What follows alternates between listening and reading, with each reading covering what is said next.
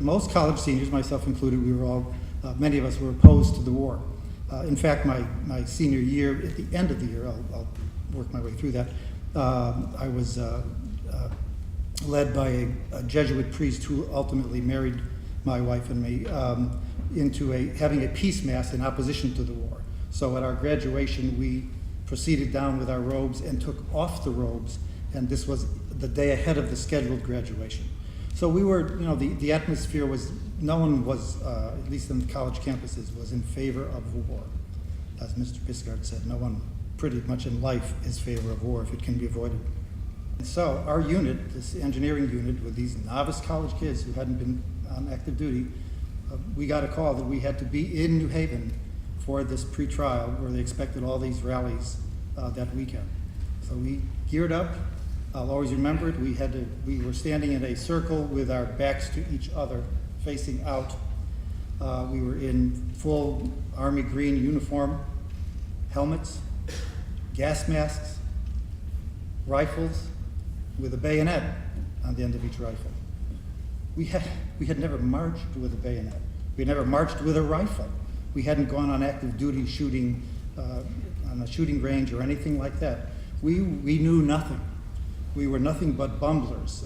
In an odd way, it'd be a joke, but a very sad joke if anything happened. And thankfully, nothing happened.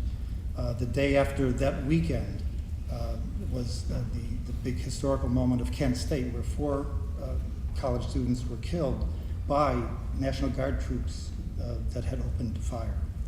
So that was the experience for me in terms of being there. It was frightening.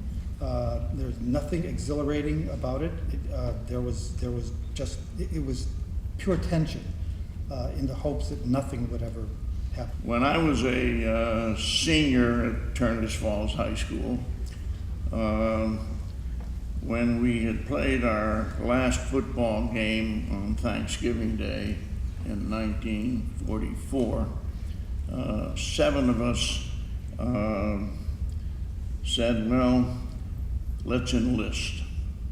The war in Europe had just about ended, but it was being fought in the Pacific and places like Iwo Jima and Okinawa, and losses that were suffered by our troops were really extensive.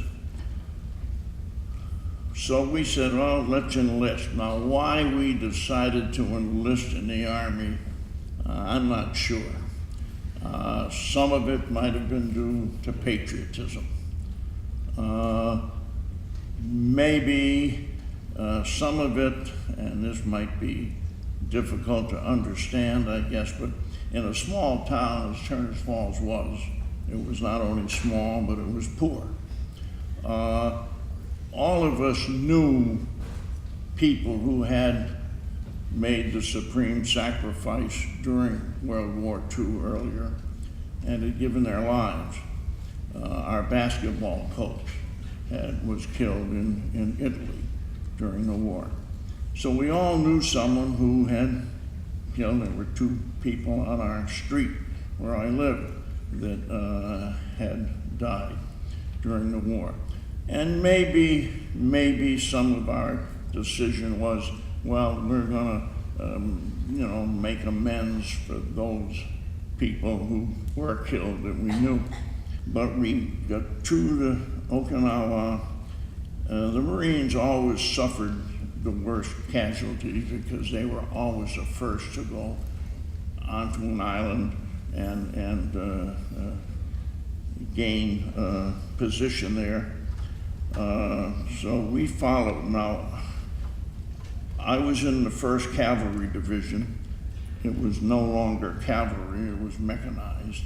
But as a part of that division was the infantry. And I was in the infantry division, and our job, our platoon and other platoons, was to go into the caves and tunnels that they had carved into the mountainside, an amazing network of caves and tunnels. And we were to go in these caves and tunnels to be sure that there were none of the enemy still in there, which would put them behind the front lines of our troops that are working their way up the mountainside so that they wouldn't get caught in the crossfire.